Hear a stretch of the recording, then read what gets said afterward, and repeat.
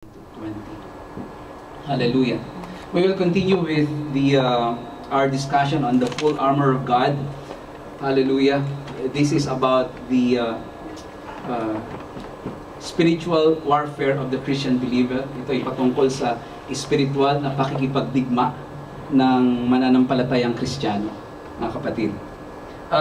We had already discussed the belt of truth, and that means that itong belt of truth, mga kapatid, ay sumisimbolo doon sa pamamahala ng salita ng Diyos sa buhay ng isang Kristiyano, na kapag napamahalaan ng Diyos ang isang mananampalataya sa pamamagitan ng kanyang buhay na salita, ang kanyang buhay na salita na ito ang siyang magsasangkap dito sa Kristiyanong ito ng kapangyarihan ni Kristo upang sa araw at sa oras na pag-atake ng kaaway, ang mananampalatayang ito ay mayroon siyang katatagan. Siya ay hindi mabubuwal. Siya ay tunay na makatatayo ng buong tibay at ng buong tatag, at siya ay hindi mapagsasamantalahan ng kaaway. Yan ang kapangyarihan ng buhay na salita ng Diyos. Kapag ito mismo ang siyang namayani, namahala, at siyang bumalot sa pagkatao ng isang mananampalataya, sigurado ang mananampalatayang ito ay nasangkapan ng kapangyarihan ni Kristo. Hallelujah. Ang baluti ng katuwiran o ang breastplate of righteousness ay walang iba kundi si Kristo mismo bilang ating pinakakatwiran. Amen.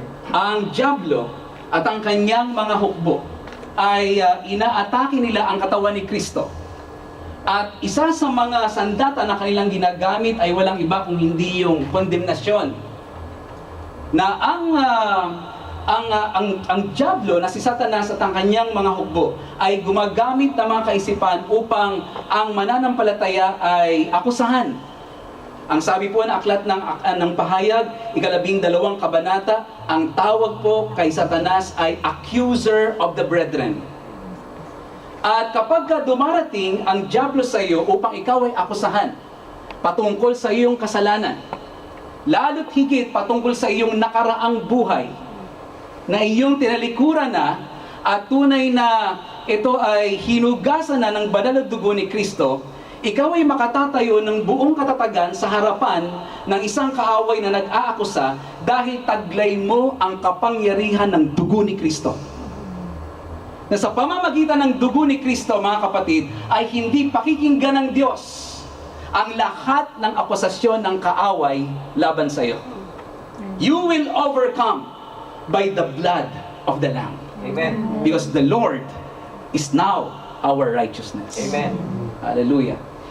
Ngayon naman po, sa hapong ito ay ating pong titignan at pagsasalusaluhan ng mensahe ng ating Panginoon patungkol po doon sa Gospel of Peace. Itong shoes for our feet, having put on the readiness given by the Gospel of Peace. Alam niyo po,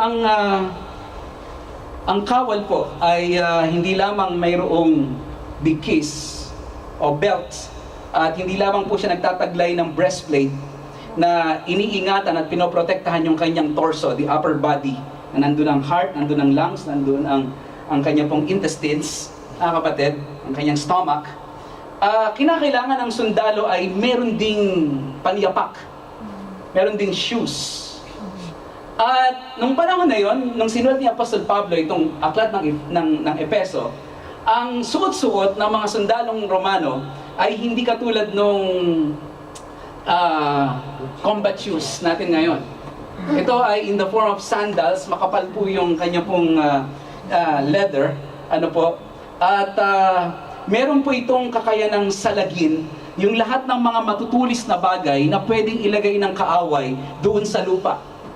Na kapag ito ay inaapakan ng soldier, ay ang magproprotekta doon sa kanyang talampakan at sa kanyang paa, doon sa mga inilagay na ng mga kaaway na mga matutulis na bagay, ay walang iba kundi yung kanyang sandals. At napakaganda po ng disenyo ng sandals ng Roman soldier dahil yung design niya ay medyo open ng konti yung ano na to, yung kanyang sandals for warfare. At dahil naka-design ito na medyo bukas at hindi talagang sarang-sara, ang Roman soldier ay nakatatayo siya ng mas matagal. Hindi nakakangawit. Amen. Baka naman sa Sunday, mag-sandals kayong lahat. Para hindi kayo Sa summer na lang, Pastor. sa summer, tama. Ganun, magsa-sandals ka nga. Ngayon, para pumunta ang isang kawal sa labanan nang walang paniyapak, katulad nung shoes o yung sandals, mga kapatid, ay parang naka-open siya dun sa pag-atake ng kaaway, wala siyang depensa. At napakahirap lumaban, napakahirap mag-travel, napakahirap humakbang kung ang aapakan mo ay mga bato, yung daang bako-bako at yung field ng labanan ay napakaraming mga trap. Napakahirap sa labanan ng ganon. Para mo na rin sinabing ikaw ay magpapakamatay kapag pumunta sa battlefield ng walang sandals. Kaya naman, ginamit ni Apostol Pablo yung sandals na yon bilang isang ilustrasyon kung paano po natin paghahandaan ang spiritual warfare. Kung paano ang isang mananampalataya ay magiging handa sa oras at araw ng pag-atake ng kaaway. Ano po? Iba't iba ang oras at araw ng pag-atake ng kaaway sa mga mananampalataya. Marahil nung isang buwan, nung isang linggo, nung isang taon, ay meron kayong napansin na isang araw sa inyong buhay na napakabigat talaga. Na para bang lahat ng bagay ay sadyang napakahirap at lahat ng mga na-encounter mo ay pilit kang inilalayo sa ating Panginoon, pinanghihina ang iyong pananampalataya. Yun yung araw, yun yung tinatawag ni Apostol Pablo na the evil day. Mga kapatid, amen po ba yun? Amen. Yeah. Okay. So, kinakailangan paghandaan natin ito. Okay? Pangungunahan ko na po ang bawat isa. Ito pong gospel of peace. Ito pong shoes for the gospel of peace. Katulad po ng karaniwang interpretation na ating pong naririnig. Ito raw po yung pangaral ng Ebanghelyo. Yes, maaari natin i-consider yun, pero that is not the main essence of the shoes of the gospel of peace. Hindi po yun ang pinaka-main concern. Yes, we need to preach the gospel. Yes, the gospel can be a part of our weaponry na panlaban sa kaaway. Sa pamamagitan ng gospel ay naliligtas yung mga taong nabihag ng kasalanan, ng kadiliman, ng kamatayan, mga kapatid. The gospel is the power of God unto salvation. Pero the shoes for the gospel of peace is a little deeper than that. Mga kapatid, kung mapapansin po ninyo, ginamit po ng Biblia yung salitang readiness. Readiness. In other translation, ginamit po yung salitang preparation. Preparation of the gospel of peace. Na itong gospel mismo, na walang iba kung hindi ang mabuting balita na si Kristo ay namatay para sa kanyang bayan. Na si Kristo ay tunay na nag-alay ng kanyang dugo sa krus ng Kalbaryo. Sukat na kung sino ang sumampalataya ay maliligtas, mga kapatid, at hindi na kinakailangang maghirap at hindi na kinakailangang magdusa ng kaparusahan ng ating Panginoong Diyos. Ang mabuting balita na to ang siyang dapat na maghahanda sa bawat isa sa pakikipaglaban. What do I mean by that, my brothers and sisters? Katulad po ng sabi ko kanina, ang ating orientation kapag napakinggan po natin yung gospel, kinakailangan i-preach ko yan, kinakailangan ipangaral ko yan. Yes, that's one side of the coin. But the other side of the coin is this, that we should always strengthen ourselves through the gospel. Kinakailangang palakasin natin ang ating mga sarili sa pamamagitan ng Ebanghelyo ni Kristo. Sa pamamagitan ng natapos na gawain ni Kristo doon sa krus ng Kalbaryo, ang kanyang kamatayan at ang kanyang muling pagkabuhay. Hallelujah! Kung mapapansin po ninyo, ang ginamit na salita ay preparation. Sabi mo sa katabi mo, Prepare. Prepare. Alabitin mo yung katabi mo. Maghanda ka. Maganda.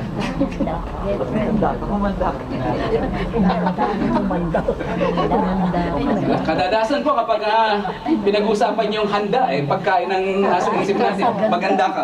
Anong gusto mo? Menudo o ano? Ano? Ngunit ito pong preparation, itong readiness, ito pong paghahanda mga kapatid, is something that is spiritual. Ito po yung paghahanda na nagaganap bago yung labanan. Hindi ka maghahanda on the day of war itself. Right? Kung yung mga athlete, sila po ay tumatakbo, sila po ay nag-exercise. Ang sabi nga po nila, practice makes perfect. Ano? Kung talagang mahina yung kanilang resistensya, paghahandaan nila because there is a day of competition. There's a day na sila ay kinakailangan pumunta doon at tumakbo and give it all their best. Ganon din sa warfare. Merong araw na ikaw ay aatakihin ng dyablo. Huwag kang matatakot dito, kapatid. Ito isang reality na sinabi nga po natin nung nagbigay po tayo ng introduction. It is a reality. Aatakihin ka ng kaaway because of Christ. Pero kapatid, may sinabi ang salita ng Diyos, bago dumating yung araw na yun, dapat maganap ang paghahanda. Prepare yourself. Prepare yourself. My brothers and sisters. Hallelujah. Kung kaya naman, kapatid, kapag hindi mo naihanda ang sarili mo, on the day of testing, on the day of trial, on the day of the attack, on the evil day, matatagpuan mong sarili mo na ikaw ay mabuway. Madali kang matumba. Mahina ang iyong kaluluwa. Wala kang tinatawag nating spiritual strength. Hindi ka nasangkapan. Madali kang bumigay. Madali kang mag-init ang ulo. Sabihin na natin ganon. Madali kang ikaw ay lumayo sa ating Panginoon. Madali kang bumigay. Mahina ka. Why? Dahil ikaw ay hindi naghanda bago ang labanan. Is that an amen? Amen. Kapatid, maaaring yung battle na yon ay it will only take a few minutes, a few hours, pero yung paghahanda mo, mga kapatid, it takes a while to prepare. Hallelujah. So ano itong paghahanda na sinasabi ni Apostle Paul? Ano itong paghahanda? May kinalaman ang gospel dito. May kinalaman ang gospel. Tinawag yung gospel dito sa Book of Ephesians chapter 6 na gospel of peace. Ebanghelyo ng kapayapaan. Gospel of peace. Anong ibig sabihin nun? I will be very direct. Ang sabi po ng Romans chapter 5 verse 1, tayo ngayon ay merong peace with God through Christ. Amen. Pag sinabing peace with God through Christ, hindi po ibig sabihin noon, hindi po ang primary meaning po noon ay nagkaroon ka ng kapayapaan sa iyong kaluluwa. Of course, that will come. And that is included. Pero the main essence is this. God is now your friend. Amen. Bati na kayo ng Diyos. Hindi na kayo magkaaway. Amen. That's the gospel of peace. That now, you are no longer an enemy of God. You are no longer someone whom God hates. You are someone whom God takes pleasure at. Now, you are a friend of God. And God is your friend. Amen. At kinakailangang ihanda mo ang sarili mo doon sa gospel of peace na ito. Ang friendship ng Diyos ang maghahanda sa iyo. How do you prepare for battle? You prepare yourself for the day of battle by being with your friend. Yun ang sinasabi ng salita ng Diyos na isuot mo itong shoes of the gospel of peace. I-prepare mo ito sa iyong paa. Paa ang pinag-uusapan dito, kapatid. Na ang iyong maging tuntungan ay walang iba kundi ang Diyos na iyong kaibigan. Amen. Yan ang unang bagay. Hallelujah. That is how you prepare. Tumuntong ka doon sa Diyos na iyong kaibigan. Yun ang maging pinakapundasyon ng iyong buhay. Hallelujah. And by that I mean, mga kapatid, na gagawin mo itong lifestyle mo. na sa bawat araw, mabubuhay ka doon sa revelation na binigay ni Christ, na sinabi niya sa kanyang mga apostles, na sabi niya, I will build my church, and the gates of Hades will not prevail against it.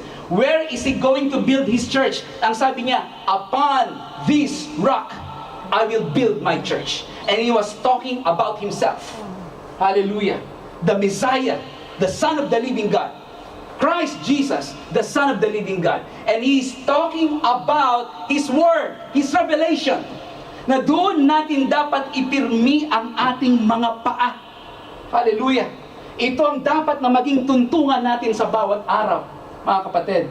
The gospel of peace, that we are now friends with God, that we are no longer His enemy, kaya kinakailangan kunin natin ang ating katatagan dun sa Ebanghelyo ni Kristo.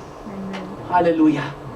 Is that an amen? Amen. Now, my brothers and sisters, ang pangako ng ating Panginoon is that the gates of Hades will not prevail against it. Pero ang tanong ganito, bakit napakaraming mga mananampalataya ay napagtatagumpayan minsan ng kaaway? Hindi nga lang minsan. Bakit may mga mananampalataya, mga kapatid, na may mga panahon sa kanilang buhay na nagagapi sila ng kaaway? Bakit naiisahan sila ng kaaway? Bakit sila napaglalalangan ng kaaway? Ay isa lamang po ang sagot dyan, mga kapatid. Dahil sa hindi po nila pinagtibay ang kanilang mga paa doon kay Kristo na kanilang kaibigan. Hallelujah. Hindi sila tumungtong lamang kay Kristo. Meron silang ibang tinuntungan. Is that an amen? Amen. We must be established in Christ. 2 Corinthians chapter 1, the Bible says, 2 Corinthians chapter 1, verse 21, the Bible says, and it is God who establishes us with you in Christ. Ang Diyos mismo ang siyang nagpapatibay sa atin. Siya ang nagtatatag sa atin. Kanino? Kay Kristo. Siyang nagtatatag sa atin kay Kristo. Etong ginagawa ng Holy Spirit, dinadala niya tayo kay Kristo. Kung tayo po'y mga tunay na mga mananampalataya, meron kang isang mapupunang katotohanan sa iyong buhay. The Holy Spirit will never fail to bring you to Christ every day. The Holy Spirit never fails to remind you of God's Word. The Holy Spirit never fails, my brothers and sisters, to lead you in prayer, in communion to Christ.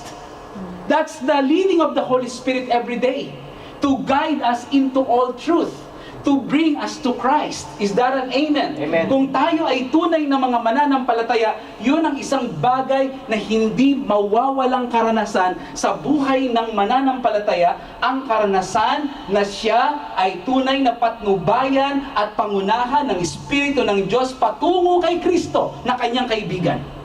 Hallelujah. But ang ating karanasan ay ganito. Bakit tayo mahina?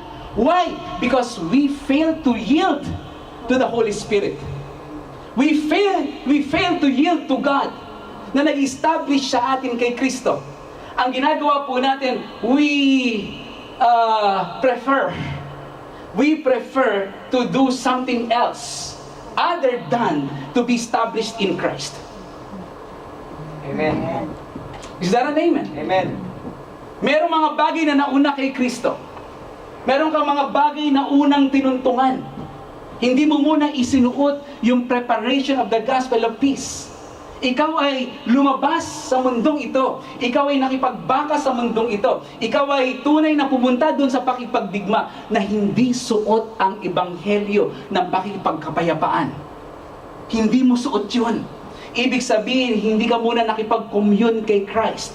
Nawala yung isang bagay na napakahalaga sa buhay ng mananampalataya. That's why David said, Thy word have I hidden in my heart that I may not sin against thee. Thy word have I hidden in my heart. That's why David committed adultery against the Lord. That's why David committed adultery with Bathsheba at pinatay si Uriah, yung asawa ni Bathsheba. That's why ito yung nangyari kay David. Why? My brothers and sisters, why nakapasok ang kaaway sa isang king that ang sabi ng salita ng Diyos, a man after God's own heart, a giant slayer, Bakit nakapasok ang kaaway sa kanya? Because that day, the evil day, my brothers and sisters, na nangyari doon sa kanyang palas, umatake ang kaaway, siya ay wala sa isang sweet communion with his Lord. Hindi handa ang kanyang buhay. Hindi handa ang kanyang puso. Hindi handa ang kanyang kaluluwa. Wala tayong ibang dapat sisihin kung bakit tayo bumagsak. Wala tayong ibang dapat sisihin kung bakit tayo nanghina, kung bakit tayo nagkasala, kung bakit nag-init ang ating ulo, kung bakit sinigawan natin ang ating asawa, kung bakit tayo nakapanakit, kung bakit tayo nagkasala sa ating Panginoon, kung bakit tayo sumuway. Walang ibang dapat tayong sisihin, kundi hindi po natin naisuot ang gospel of peace nung araw na yon. Kaya naisahan tayo ng kaaway. Hindi ka handa. Amen? Amen. I'm not talking about your money. As pastor, marami naman akong, kahit pa paano, meron naman akong natabing pera. Okay na kami ng asawa ko. At least, dun sa bangko namin, at least meron na akong konting naitabi. I'm not talking about that.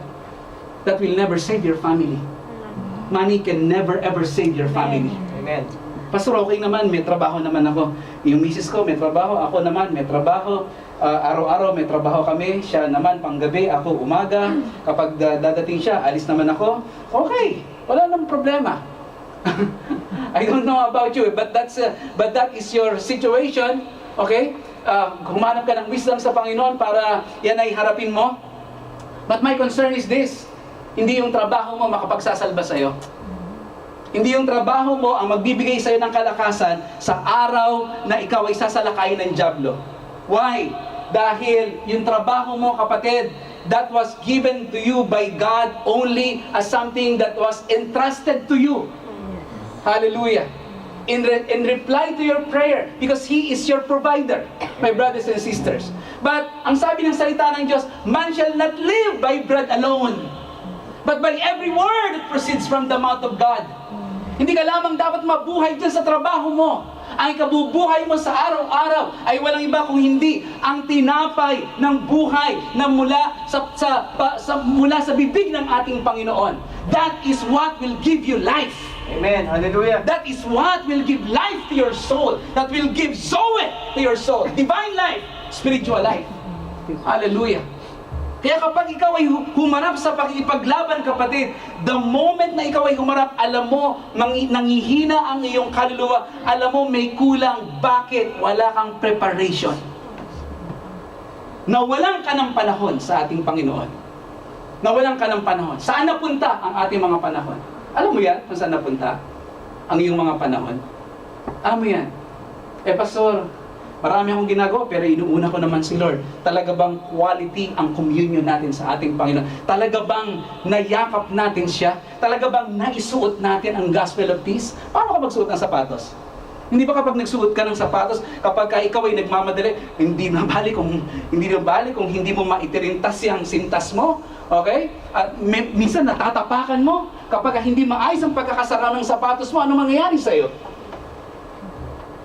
Di ba, kapatid? Minsan naman baliktad. Yung kanan nasa kaliwa, yung kaliwa nasa kanan. Paano ba makikipaglaban? Amen.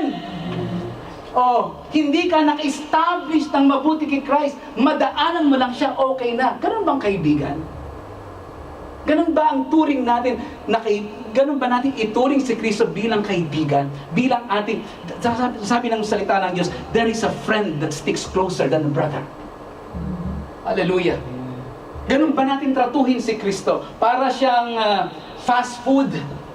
O kaya drive-thru. Di ba? Pagkain mo, fast, sige. Pag drive-thru mo, sige, okay, bye, Lord. Okay, para siyang drive-thru. Wala na yung, tawag natin quality time sa Kanya. Kahit ikaw ay pagod sa trabaho, kapag mahal mo ang iyong kaibigan na si Kristo, ikaw ay mag-spend ng time sa ating Panginoon. Hindi mo siya ipagpapalit. Amen. Sabi mo sa katabi mo, hindi ko ipagpapalit si Kristo. Hindi ba, kapatid?